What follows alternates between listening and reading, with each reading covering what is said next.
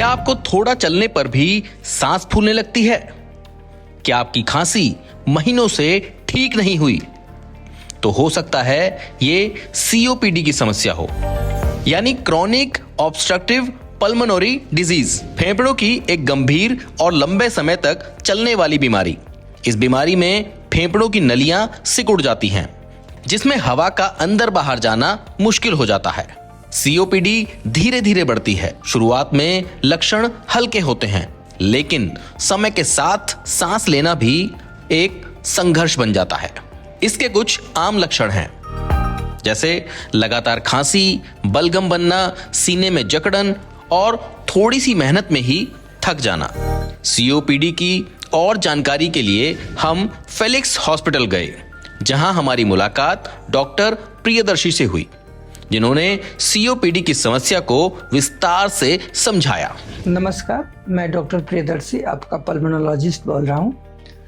COPD फेफड़े की chronic बीमारी है जो अमूमन वातावरण में जो पोल्यूशन है या स्मोकिंग की वजह से होता है, धूल गर्दा धुआं की वजह से होता है, और इसमें श्वास की नलियों में सिकुड़न होने की वजह से जो श्वास की नली है उसमें कमजोरी आ जाती है, जिसकी वजह से मरीज को हमेशा सांस फूलते रहता है, बलगम आता है, सांस में सीटी ऐसा आवाज़ आते रहता है और मरीज को थकावट ऐसा लगता है। ये बीमारी यूजुअली ठीक नहीं होती, लेकिन प्रॉपर दवा से इस पे नियंत्रण रखा जा सकता है। बचाव इसका प्रमुख इलाज है, जिसमें हम धूल धुआं गर्दा या किसी भी तरह के स्मोकिंग से, पोल्यूशन से बच करके कर सकते हैं। इसकी जांच में most important pulmonary function test होता है, जिससे हम डिफ्यूजन स्टडीज़ के साथ भी करते हैं जब हमें लगता है कि फेफड़े की खराबी ज़्यादा है। टेस्ट के बाद इसके इलाज में इन्हेलर बहुत महत्वपूर्ण भूमिका निभाते हैं। इन्हेलर एक प्रकार का मैकेनिज्म है जिससे दवा फेफड़े में सीधा जाता है और उसका जो दुष्प्रभाव है वो मरीज पे कम पड़ता है।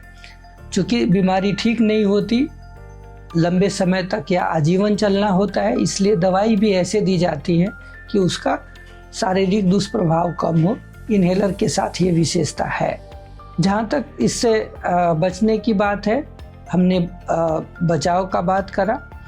जो प्रिवेंशन में है उसमें एक वैक्सीनेशन बहुत इम्पॉर्टेंट है, जो कि रेस्पिरेटरी इन्फेक्शन से बचाव करता है और हमारी इन्फेक्शन होने के बावजूद सेवेरिटी कम होती है। तो इसका बचाव का ध्यान रखना और यथासंभव धुआं, धूम्रपान, इन चीज़ों से बचना है। धन्यवाद। अगर आपको या आपके किसी अपने को बार बार सांस फूलती है या पुरानी खांसी है, तो इसे बिल्कुल नजरअंदाज ना करें। समय रहते डॉक्टर से जांच कराएं। याद रखें, सांस है तो जीवन है। हेल्थ से जुड़ी ऐसी कई और जानकारी के लिए फेलिक्स हॉस्पिटल के YouTube चैनल को सब्सक्राइब करें और अपने सवाल कमेंट बॉक्स के जरिए हम तक पहुंचाएं। और डॉक्टर की अपॉइंटमेंट के लिए दिए गए नंबर 9810455953 पर संपर्क करें।